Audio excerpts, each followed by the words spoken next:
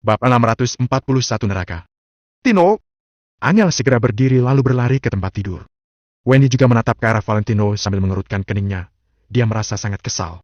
Tadi Wendy bisa melihat kalau Angel sudah mau menyetujuinya. Namun, Valentino malah bersuara, langsung menarik Angel ke kenyataan. Tino! Angel segera berlari ke sisi Valentino, kemudian memeluk Valentino yang sedang gemetaran dan menepuk punggungnya dengan pelan. Seperti sedang membujuk anak kecil, Angel menepuk dan mengayun-ayun Valentino. Berkat tepukan Angel yang lembut, tubuh Valentino yang gemetaran pelan-pelan menjadi tenang. Tadi sepertinya Valentino histeria sebentar, jadi dia berteriak-teriak. Sekarang dia sudah kembali tidur. Wajah Valentino membuat Angel tertawa. Sindiran dan hinaan yang diterima Valentino oleh keluarga Kusuma selama 3 tahun jauh lebih parah daripada Angel yang sekarang. Namun, Valentino tetap menahannya. Valentino saja tidak pernah berkompromi dengan nasibnya, kenapa Angel harus berkompromi? Kehidupan mereka memang susah, tapi itu bukan alasan Angel untuk melupakan dirinya. Ada beberapa jalan yang setelah kamu tempuh, kamu selamanya tidak bisa berbalik lagi. Ada beberapa tempat adalah neraka, begitu kamu sudah menginjak ke dalam, kamu tidak bisa pergi lagi. Angel adalah istri Valentino. Untuk kehidupan ini, dia hanya bisa menjadi istri Valentino seorang. Angel tidak boleh merendahkan dirinya seperti ini. Angel selamanya hanya bisa mempunyai satu suami, yaitu Valentino. Angel menoleh, dia menatap Wendy dan berkata, Wendy, setelah aku pikir-pikir, aku tetap merasa pekerjaan itu tidak cocok untukku. Maaf, kamu? Wendy berdiri dengan marah, ekspresi benci menghiasi wajahnya.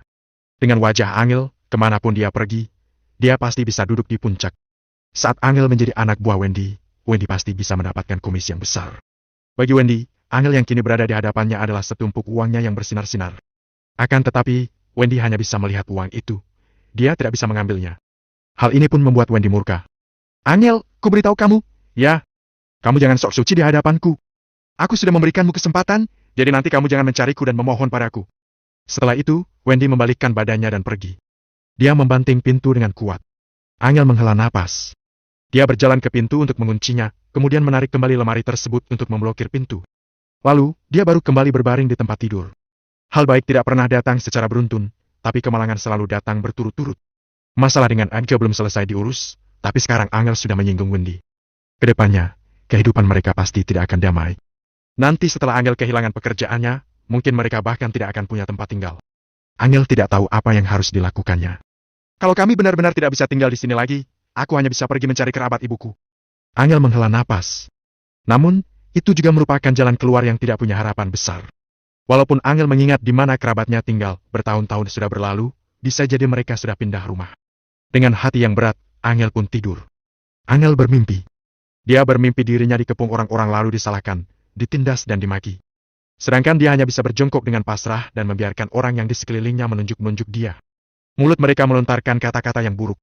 Wajah semuanya tampak sangat garang, seakan-akan mereka mau memakan Angel. Angel sakit hati. Dia memeluk dirinya dengan tak berdaya dan menangis. Dia terus-menerus memanggil Valentino. Pada saat ini, muncullah satu sosok. Sosok itu terlihat kurus dan sangat tinggi. Awalnya, Angel sama sekali tidak dapat melihat wajah orang itu dengan jelas. Setelah sosok itu berjalan semakin mendekat, Angel akhirnya dapat melihatnya. Orang itu adalah Valentino. Valentino meletakkan kedua lengannya di belakang, wajahnya tampak datar, tapi amarah memenuhi tatapannya. Angel, aku sudah datang untuk melindungimu. Valentino pelan-pelan mengulurkan telapak tangannya ke arah Angel. Angel menganggukkan kepalanya, kemudian mengangkat tangannya yang gemetaran untuk menggenggam tangan Valentino.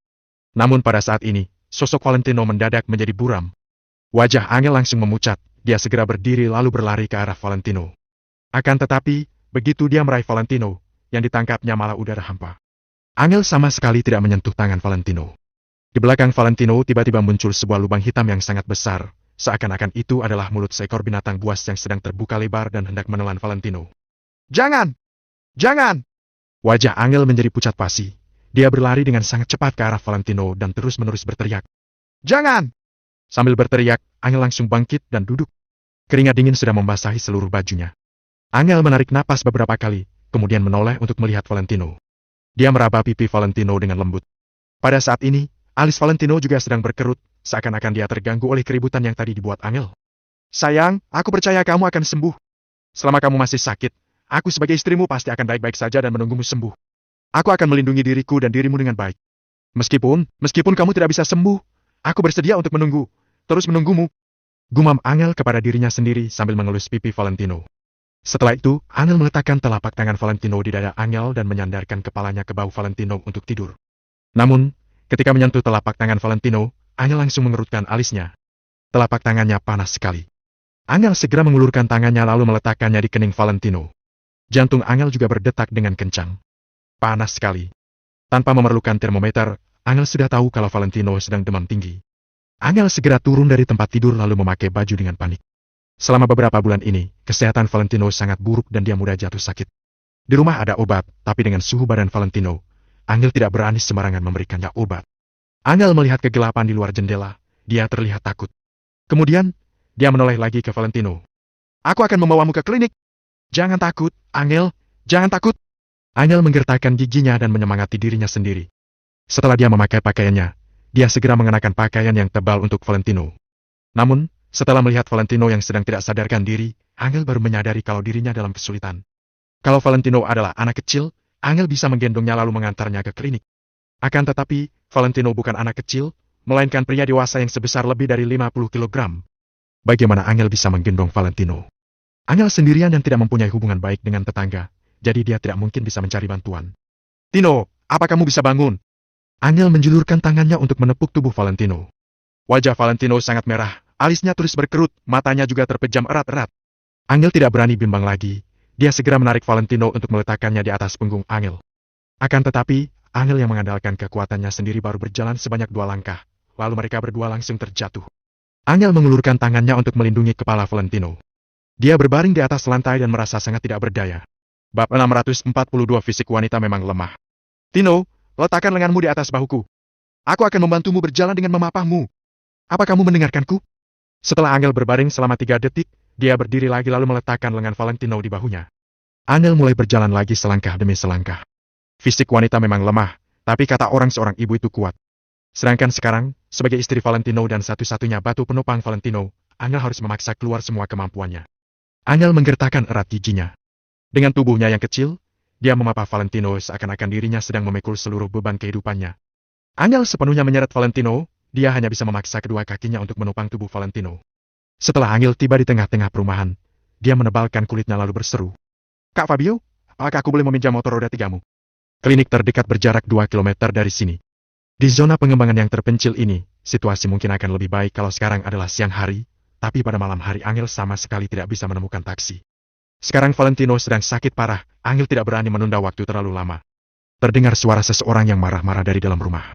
Pakai apaan? Sudah tidak ada baterai. Tolonglah, Kak Fabio. Tino sedang demam, aku memohon padamu. Teriak Angel. Lampu-lampu dari berbagai rumah di perumahan pun menyala, tapi tidak ada orang yang keluar untuk membantu Angel. Dari awal mereka memang sudah memandang rendah Angel dan Valentino, lalu sekarang Angel sudah menyinggung Wendy, jadi orang semakin tidak mau membantu Angel. Sialan, sudah kubilang tidak ada baterai, kamu tidak mengerti bahasa Indonesia, ya? Maki Kak Fabio dari dalam rumah. Terdengar suara tawa sinis dari rumah-rumah yang di sekitar. Wendy yang berada di lantai 2 sedang melipat tangannya dan menonton dengan ekspresi menyindir. Angel menggertakkan giginya, dia berbalik sambil memapah Valentino. Tidak ada satupun penghuni perumahan yang bersuara.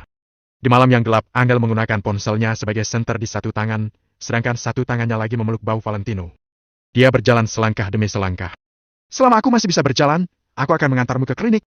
Gumam Angel kepada dirinya sendiri sambil menggertakkan giginya. Akhirnya, mereka berdua tiba di klinik. Dokter pun segera menurunkan demam Valentino. Melihat napas Valentino yang perlahan-lahan sudah menjadi stabil, akhirnya Angel menghela napas lega lalu duduk di sebuah kursi. Dia demam bukan karena keracunan atau infeksi, juga bukan karena masuk angin, tapi dia tiba-tiba demam. Apakah dulu dia pernah mengalami trauma kepala? Tanya dokter itu sambil mengerutkan keningnya. Angel tercengang, kemudian dia segera menganggukkan kepala. Kalau begitu, hanya ada 2 kemungkinan. Pertama, gejala sisanya semakin parah. Kedua, trauma kepalanya sedang melakukan pemulihan untuk yang terakhir kalinya. Kalau tidak, dia tidak mungkin tiba-tiba demam tinggi. Aku hanya bisa bilang, sebaiknya kamu mempersiapkan dirimu. Jelas dokter itu kepada Angel. Angel mengingat semua perkataan dokter, lalu dia menggenggam tangan Valentino tanpa mengatakan apa-apa. Kemudian, suhu tubuh Valentino sudah kembali normal, jadi Angel membawanya pulang. Meskipun tidak ada yang berubah dengan Valentino, Angel mengingat kata-kata dokter itu di dalam hatinya. Mungkin sekarang Valentino sedang melakukan pemulihan untuk yang terakhir kalinya. Jadi Angel menantinya. Keesokan harinya, demam Valentino sudah sepenuhnya turun, tapi dia masih tampak sedikit lesu. Setelah Angel membereskan Valentino, dia membawa Valentino keluar. Edgar meminta mereka untuk meminta maaf. Kalau tidak, dia akan melapor kepada polisi atau dia akan mengurusinya sendiri. Angel pun tidak ada pilihan lain lagi. Ketika Angel baru berjalan keluar dari rumahnya, dia langsung dapat merasakan kalau suasana di dalam perumahan agak berbeda. Beberapa penghuni perumahan menatap Angel dan Valentino dengan tatapan mengejek. Terlebih lagi, mata para pria bujang itu penuh dengan nafsu. Angel dapat menebak kalau Wendy pasti sudah memberitahu mereka. Angel menghela napas dalam hati lalu dia menarik Valentino agar berjalan lebih cepat. Tiba-tiba, terdengar suara seseorang yang berkata, "Angel, sudah saatnya kamu membayar sewa rumahmu." Angel menoleh kepalanya dengan curiga, dia menatap seorang pria parubaya dan berkata, "Kak Fabio, aku baru membayar uang sewa. 1 bulan juga belum lewat." Pria parubaya ini adalah pemilik perumahan ini. Kemarin Angel ingin meminjam motornya, tapi Kak Fabio sama sekali tidak memperbolehkannya. Namun, meskipun Angel marah padanya, dia juga tidak boleh menunjukkannya. Kak Fabio menggelengkan kepalanya lalu berkata, "Uangmu tidak cukup, jadi harus bayar lagi." Angel mengerutkan alisnya. Saat dia menyewa rumah, mereka tidak menandatangani kontrak apapun, jadi ucapan pemilik perumahan itu mutlak. Namun, Angel tidak mendapatkan kabar apapun tentang kenaikan uang sewa. Angel menggertakkan giginya, dia bertanya dengan rendah hati. "Kak Fabio, akhir-akhir ini aku sedang susah. Bisakah kamu menaikkan uang sewanya setelah beberapa hari?" Kak. Melihat perilaku Angel yang seperti ini, beberapa penghuni tersenyum sinis sambil memakan kuaci mereka. "Kapan kamu tidak susah? Siapa yang tidak sedang susah? Sekarang harga daging sudah naik, uang sewa tentu saja juga harus naik. Aku ini bukan sedang berdiskusi denganmu. Kamu harus membayar 1 juta lagi atau kalian pindah keluar saja," ujar Kak Fabio sambil memanyunkan bibirnya. Angel berdiri terdiam selama beberapa detik. Setelah dia menganggukkan kepalanya, dia keluar dari perumahan bersama Valentino. Seorang wanita bersama seorang idiot, benar-benar sepasang kombinasi yang menarik. Apakah itu benar-benar adiknya? Bisa jadi mereka entah memiliki hubungan apa? Ada bisnis baik, dia malah tidak mau melakukannya. Dia benar-benar lebih bodoh daripada adiknya. Kalau dia melakukan bisnis itu, aku akan menjadi pelanggan pertamanya. Kehi. Orang-orang di perumahan terus tertawa sinis dan saling bergosip. Saat Angel membawa Valentino ke tempatnya bekerja, Edgar sudah menunggu di luar. Melihat Angel yang berjalan mendekat, Edgar langsung menurunkan jendela mobilnya. Dia berkata, "Naik." Angel bimbang sejenak, lalu dia bertanya, "Direktur EG, Bu Aura di mana, ya? Naik mobil dulu. Kalian datang untuk meminta maaf, mengerti?" Edgar sengaja berwajah masa malu menggunakan nada yang kasar. Angel terdiam sesaat, kemudian naik ke mobil bersama Valentino. Edgar melirik Angel sekilas melalui kaca spion. Senyuman yang penuh arti tersungging di bibirnya. Setelah itu dia menyalakan mesin mobil. Angel dan Edgar bersama-sama tidak bersuara, sedangkan Valentino sedang bermain dengan mobilnya. Setelah Angel melihat keluar jendela mobil, dia mendadak bertanya, "Direktur Edgar, ini bukan ke arah rumah sakit?" "Iya, aku tahu," jawab Edgar dengan nada yang penuh arti. Angel tercengang, dia juga sudah merasakan ada yang tidak beres. "Angel, sebenarnya masalah ini tidak serius sekali. Tapi juga bukan berarti tidak penting. Aku bisa menyelesaikan masalah ini dengan 1 kalimat. Uang obat sebesar 100 juta hanya seperti uang makan bagiku. Kamu seharusnya tahu, kan?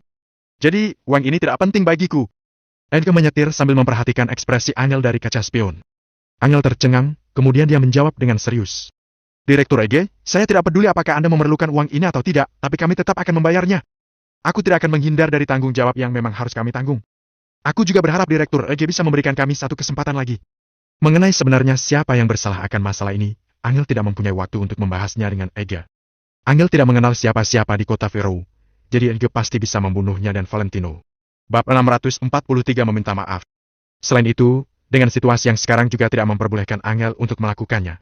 "Bagaimana kamu bisa mengeluarkan 100 juta? Tanya Edgar sambil tersenyum sinis. Angel langsung terdiam. Dia sendiri juga tidak tahu bagaimana dia mengumpulkan uang sebesar 100 juta.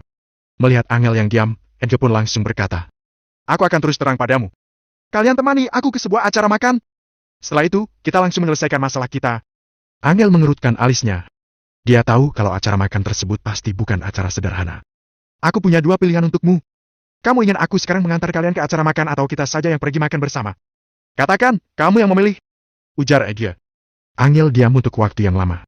Dia melihat Valentino sekilas dan menggenggam tangannya, kemudian kepercayaan dirinya bertambah sedikit. Angel menarik napas, lalu menjawab, "Baiklah, mari kita ke acara makan." "Oke." Edgar tersenyum sinis. Mereka bertiga tiba di sebuah hotel yang kelas menengah. Edgar akhirnya menatap Valentino, lalu dia berkata, "Adikmu, tunggu saja di mobil atau dia boleh bermain di arcade yang ada di seberang. Hari ini orang-orang yang hadir semuanya bos, tidak cocok untuk membawanya." Valentino pun segera meraih ujung baju Angel. Dia berkata dengan pelan, "Angel, aku tidak mau kemana-mana. Aku mau bersama Angel." Angel tentu saja tidak akan meninggalkan Valentino, jadi dia berkata dengan serius. Direktur Ege, adikku harus bersamaku. Ege menggantung kunci mobil di jarinya, dan menatap Valentino sambil mengerutkan keningnya. Kemudian, Ege memperhatikan Angel lagi dari atas ke bawah. Baiklah, ayo. Ege sudah mempersiapkan banyak hal. Kalau rencananya gagal hanya karena ini, dia benar-benar rugi. Terlebih lagi, adik Angel itu seorang idiot, apa yang bisa dilakukannya sehingga memengaruhi rencana Ege. Kebetulan juga bisa menambah wawasan adikmu. Ege menjepit tasnya di bawah ketiak, lalu membawa masuk Angel dan Valentino ke hotel. Interior hotel tampak elegan, lingkungannya juga membuat orang merasa nyaman. Meskipun hotel ini tidak termasuk kelas atas, hotel ini juga bukan hotel yang boleh dimasuki oleh siapa saja. Di tempat terpencil seperti ini, hotel ini juga termasuk tempat kelas tinggi bagi banyak orang. Ege merasa Angel dan Valentino pasti akan terkejut. Hanya saja, hal yang lebih mengejutkan Ege adalah tidak ada perbedaan sedikit pun dengan Angel maupun Valentino. Ekspresi mereka tampak sangat tenang. Seakan-akan hotel seperti ini sama sekali tidak bisa membuat mereka terkejut. Ege memanyunkan bibirnya. Dengan seorang pelayan yang menuntun mereka langsung berjalan ke ruang VIP. Valentino melihat sekitar sejenak, lalu dia berbisik. Angel, apa hari ini bisa makan daging? Angel pun tertawa, dia mengangguk dan menjawab. Ya, hari ini Tino bisa makan daging yang banyak. Setelah itu, Angel merasa sedih. Agar Valentino dapat makan makanan lezat, mereka bahkan harus mengandalkan sedekah Ege. Hal ini membuat Angel merasa dirinya tidak berguna. Setelah mereka bertiga masuk ke ruang VIP, sudah ada dua pria parubaya yang sedang menunggu. Seperti Ege, kedua pria parubaya ini mempunyai perut yang buncit, sepertinya mereka adalah orang kaya baru. Karena Angel mengikuti Ege selama beberapa hari ini, dia juga pernah bertemu dengan kedua orang itu. Satu orang bernama Sahat Nargu, satu lagi bernama Pandu Anwar. Direktur Pandu, Direktur Sahat. Ege menyapa mereka berdua sambil tersenyum. Hei, Direktur Ege. Mari duduk, mari duduk. Pandu tertawa. Angel juga menyapa dengan sopan. Direktur Pandu, Direktur Sahat. Angel juga datang, ya? Ini bukan pertemuan pertama kita, kok. Ayo duduk. Sahat menggosok-gosok telapak tangannya, kemudian berdiri untuk menarikan kursi untuk Angel secara pribadi. Ege, Sahat termasuk Pandu sedang menatap Angel dengan tatapan ingin memiliki yang tidak mereka sembunyikan sedikit pun. Terima kasih, Direktur Sahat. Aku duduk di sini saja. Angel memaksakan seolah senyuman, kemudian dia menarik dua buah tempat duduk. Angel hendak duduk di tempat tidur yang dekat dengan pintu bersama Valentino. Siapa ini? Pandu tercengang saat melihat Valentino. Setelah Ege duduk, dia melonggarkan dasinya. Dia berdaham dan menjelaskan. Direktur Pandu, ini adalah adik Angel yang itu. Pandu dan Sahat tercengang, kemudian keduanya saling bertatapan. Dari tatapan mereka, bisa diketahui kalau mereka tampak tidak senang. Akhir-akhir ini, dia ada memberitahu mereka mengenai kondisi Angel, salah satunya termasuk adik Angel yang idiot. Setelah keempatnya duduk, pelayan segera menghidangkan makanan. Meja makan penuh dengan berbagai makanan lezat. Mata Valentino langsung berbinar-binar dan dia pun menelan ludahnya. Akan tetapi, sebelum Angel mengatakan apa-apa, Valentino tidak akan mengulurkan tangannya untuk mengambil makanan. Tidak usah segan-segan. Angel, kalian makan dulu, ada yang perlu kubahas bersama Direktur Pandu dan Direktur Sahat. Ujar Ege kepada Angel sambil mengibaskan tangannya. Raut wajahnya tampak senang. Terima kasih, Direktur Ege. Angel mengangguk. Setelah Ege dan dua pria parubaya lainnya mengambil lauk mereka, Angel baru mengambilkan sepotong daging untuk Valentino. Valentino sangat gembira, dia langsung menundukkan kepalanya dan mulai makan. Makannya pelan-pelan. Angel menatap Valentino dengan penuh kasih sayang. Dia mengambil selembar tisu lalu mengelap sudut mulut Valentino. Pandu melirik Angel sekilas, kemudian dia berpura-pura bertanya. Direktur Ege, aku dengar Kak Ipar masuk rumah sakit. Apakah serius? Dia baik-baik saja. Tidak serius, kok? Sebentar lagi juga sudah sembuh. Jawab Ege sambil melambaikan tangannya dengan santai. Acara makan-makan ini berlangsung dengan suasana seperti ini. Angel hampir tidak makan apa-apa. Dia terus-menerus mengambilkan lauk untuk Valentino. Valentino sudah lama tidak makan enak, jadi dia merasa sangat gembira. Angel, kamu tidak perlu mengurusi adikmu lagi. Lihat cara dia makan, dia tidak akan mati kelaparan. Mari kita minum, kata Pandu. Dia menuangkan segelas bir lalu langsung berdiri. Angel segera menolak sambil melambai-lambai tangannya. Pak Pandu, Bapak tahu kalau aku tidak bisa minum bir? Bisa belajar kalau tidak bisa. Ini hanya hal sepele. Sahat langsung mengambil satu gelas kosong, menuangkan setengah penuh bir untuk Angel, lalu meletakkannya di depan Angel. Tidak, terima kasih. Aku benar-benar tidak bisa minum. Ucap Angel sambil mengernyit. Angel, sikapmu ini agak mengecewakan, bukan? Kata Edgar dengan wajah masam. Angel terdiam sejenak, kemudian menghela napas. Akhirnya dia pun mengangkat gelasnya lalu menyesap bir sedikit. Begini, dong. Sedang makan mana boleh tidak minum. Kalau kamu tidak minum, kami juga tidak mungkin menyuruh adikmu minum. Kan? Edge dan kedua pria lainnya saling mengobrol dan terus menyuruh Angel meminum alkoholnya. Karena Angel benar-benar tidak bisa menolak mereka. Dia menyesap sedikit. Edge dan lainnya bersikap sangat ramah. Mereka terus-menerus mendorong gelas yang berisi alkohol itu ke mulut Angel. Dalam sekejap, wajah Angel sudah menjadi merah. Dia terlihat semakin menggoda. Mata Edgar dan kedua pria lainnya pun berbinar-binar. Mereka menggosokkan telapak tangannya dengan antusias. Namun, mereka juga tidak terburu-buru. Kini Angel sudah masuk dalam sarang mereka. Jadi rencana hari ini harus berhasil. Selama semua ini terjadi, Valentino hanya peduli dengan makanannya. Dia sibuk makan sampai tidak mengangkat kepalanya. Bab 644 menunjukkan keseraman. Istriku mengalami patah tulang di telapak tangan dan geger otak ringan. Ini termasuk kejahatan sengaja melukai.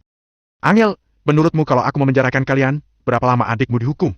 Ege menatap Angel dengan tatapan mabuk, pandangannya tiba-tiba menjadi semangat.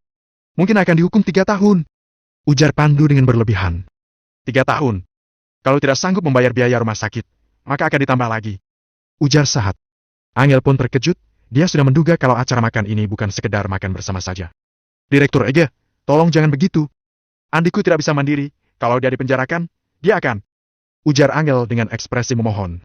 Ege mengerutkan alisnya setelah mendengar, dia berkata. Jadi, maksudmu masalah ini selesai begitu saja? Istriku dipukuli begitu saja. Aku beritahu kamu, karena kamu, aku bahkan membiarkan dia makan di sini. Kalau tidak, aku sudah menyuruh orang mematahkan sebelah kakinya. Saat Edge selesai mengatakannya, dia menunjuk Valentino dengan ekspresi buruk. Valentino yang sedang makan langsung tercengang. Dia langsung meletakkan sumpit dan melihat Edge dengan sedikit ketakutan. Kahi, dasar idiot. Ujar Edge dengan nada menghina. Direktur Edge, Anda sudah mabuk. Ujar Angel sambil menatap Edge. Edge langsung menggelengkan kepalanya dan berkata. Aku tidak mabuk, tapi adikmu memang memukul istriku. Angel sangat geram, dia menarik tangan Valentino sambil bertanya. Jadi, apa yang harus kami lakukan agar Direktur Ege mau mengampuni kami? Gampang. Edge melonggarkan kerah baju sambil tertawa licik. Kamu tahu pemikiranku padamu. Aku sudah pesan kamar di atas, kita berempat pergi bermain mahjong sebentar. Maka masalah ini selesai. Bagaimana? Tatapan Edge penuh dengan ide buruk. Dia mencondongkan badannya sedikit ke depan, lalu menatap Angel dengan agresif. Benar. Kita main mahjong sebentar saja. Ini adalah hal yang sangat umum. Ujar Pandu sambil tertawa licik. Sahat juga menganggukkan kepala, sambil berkata. Benar, hanya bermain sebentar saja. Kalian. Angel melebarkan matanya dengan penuh amarah. Angel terlalu bodoh kalau dia tidak paham maksud Ege. Bahkan, Ege tidak hanya mau menyerang Angel, dia masih ingin mengajak Pandu dan Sahat untuk bersama-sama menyerangnya. Mati sekalipun, Angel juga tidak akan melakukan hal begitu. Ayo pergi. Kita masing-masing bermain saja, setelah selesai kita tidak mengganggu satu sama lain. Ini adalah hal yang lumrah. Aku kebar saja bisa mendapatkan 2-3 perempuan. Untuk apa kamu bertahan? Ujar Edge dengan sangat semangat hingga berdiri. Direktur Ege, Anda sudah mabuk. Tolong perhatikan sikap Anda. Ujar Angel dengan ekspresi dingin. Aduh, bukankah masalah uang saja? Kalian tidak perlu bayar biaya rumah sakit, aku akan memberimu tambahan uang lagi. Edge terlihat jelas sudah mabuk, dia langsung mengeluarkan dompet dan melemparkan segepok uang di depan Angel. Segepok uang ini kurang lebih berjumlah 10 juta, tapi kini Angel malah tidak memedulikannya. Masih ada banyak kalau tidak cukup. Melihat Angel tidak mengatakan apapun, Edge melemparkan puluhan cek ke atas meja. Angel, aku tahu kamu memerlukan uang. Bukankah yang kulakukan ini membantumu? Kami semua adalah kakakmu. Kamu bilang saja kalau kamu memerlukan uang, aku akan membantumu juga. Pandu tertawa sambil membuka dompetnya. Dia langsung mengeluarkan uang tunai 40 juta. Bagaimana mungkin Sahat tidak ikut? Dia langsung membuka dompet dan melemparkan segepok uang. Perasaan mereka bertiga dipenuhi dengan penghinaan. Mereka sudah sering menggunakan cara melemparkan uang terhadap wanita.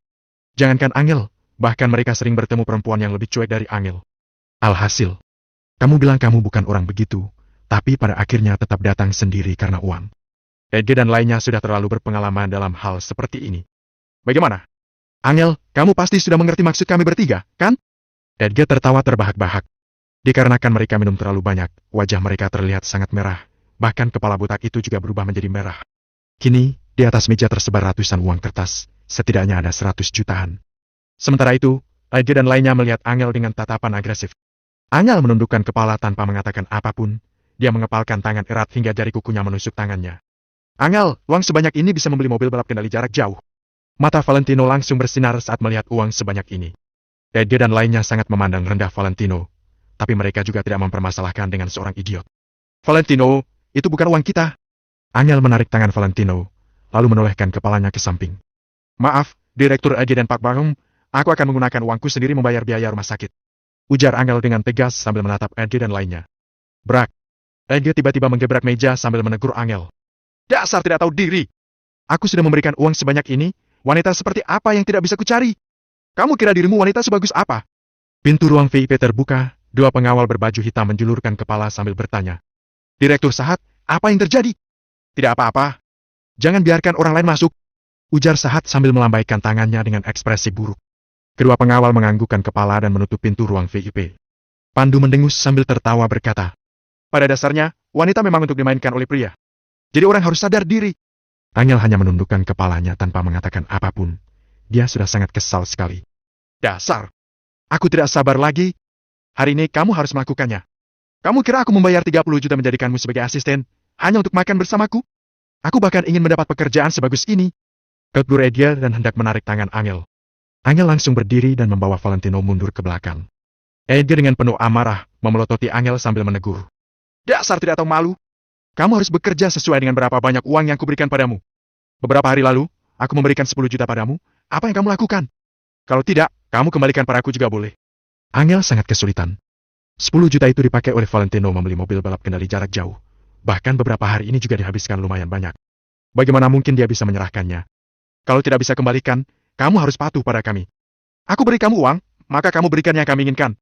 Kita masing-masing mendapatkan keuntungan. Dalam dunia bisnis, ini dinamakan keuntungan bersama. Edgar tertawa licik sambil menarik Angel. Dengan bantuan efek mabuk, dia bahkan tidak berencana untuk ke kamar atas lagi. Lagi pula di ruang VIP ini ada kamar istirahat. Selain itu, bagaimana kalau melakukannya di depan si idiot Valentino? Pandu dan Sahat juga mendekat, efek mabuk membuat mereka menjadi lebih berani. Lagi pula mereka juga sering melakukan hal seperti ini, jadi mereka sama sekali tidak takut. Bab 645 menyudutkan. Apa yang kalian lakukan? Valentino melebarkan matanya sambil menatap Eddie dan lainnya dengan perasaan tegang. Dengan kecerdasan Valentino sekarang, dia tidak mengerti kenapa orang-orang yang barusan mengajak mereka makan, lalu tiba-tiba menjadi begitu galak. Namun, dia juga menyadari niat buruk dari tatapan mata ketiga orang ini. Dasar idiot! Minggir kamu! Sahat langsung mendorong Valentino dengan ekspresi kesal. Dengan status mereka, mereka tidak pernah begitu susah untuk mendapatkan seorang wanita. Jangankan puluhan juta, mereka hanya perlu melemparkan beberapa juta di bar, juga ada banyak wanita yang berlomba-lomba untuk melakukannya. Sementara itu, sikap Angel yang begitu sombong, membuat mereka kehilangan kesabaran. Jadi, mereka langsung memaksa dan tidak memedulikan apapun lagi. Tino! Angel langsung memapa Valentino sambil menatap mereka dengan penuh amarah. Aku akan panggil polisi kalau kalian seperti ini. Angel masih berpikir untuk menakuti mereka dengan melapor polisi. Hah? Sungguh konyol. Sudah jadi wanita murahan masih bersikap sok suci. Kamu mengikuti kami ke tempat ini, lalu mau melapor polisi. Siapa yang akan percaya sama kamu? Paling juga hanya karena uang yang kita berikan tidak cukup banyak. Hah?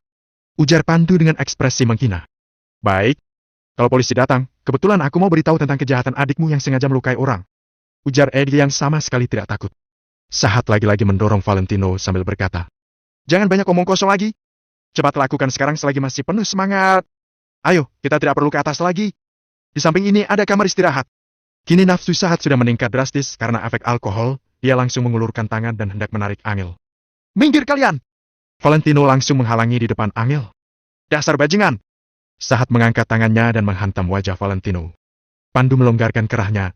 Dia juga langsung menendang Valentino hingga terbanting ke dinding. Kecerdasan Valentino sekarang bagaikan anak umur 8 tahun. Semua kekuatan bertarung yang pernah dimilikinya sudah dilupakan semuanya. Bisa dikatakan, kekuatan Valentino mungkin hanya bisa mengalahkan wanita seperti Aura. Kekuatannya saat ini sama sekali tidak berguna di hadapan Pandu dan yang lainnya. Angel, sakit? Valentino langsung menangis karena tendangan dua orang ini. Tino! Angel langsung mengambil sebuah kursi dan berdiri di depan Valentino sambil matanya melotot dengan marah. Mari! Pukul di sini? Pukul sampai aku geger otak juga! Pukul saja sesuka hati kalian kalau punya uang. Angel sama sekali tidak takut, dia langsung menjulurkan kepalanya ke depan Angel. Angel menjadi sangat kesal setelah mendengar kata-kata ini, tapi dia tidak berani memukulnya. Sini kamu! Sahat melepaskan jas kemeja, mengulurkan tangan menarik tangan Angel dan langsung menuju kamar istirahat ruang VIP. Lepaskan aku! Angel terus-menerus melawan. Kalian ini sedang melakukan kejahatan. Ini kejahatan! Mata Angel dipenuhi dengan air mata. Namun, ketiga orang itu sudah mabuk, mana mungkin mereka bisa peduli begitu banyak. Mereka bahkan sudah melupakan tentang hukum. Semua pikiran mereka dipenuhi dengan nafsu. Lepaskan Angel! Valentino segera berhenti menangis. Dia mengulurkan tangan menarik sebelah tangan Angel. Enya kamu, idiot! Pandu langsung mengambil kursi di samping dan melemparnya ke arah Valentino. Pluk!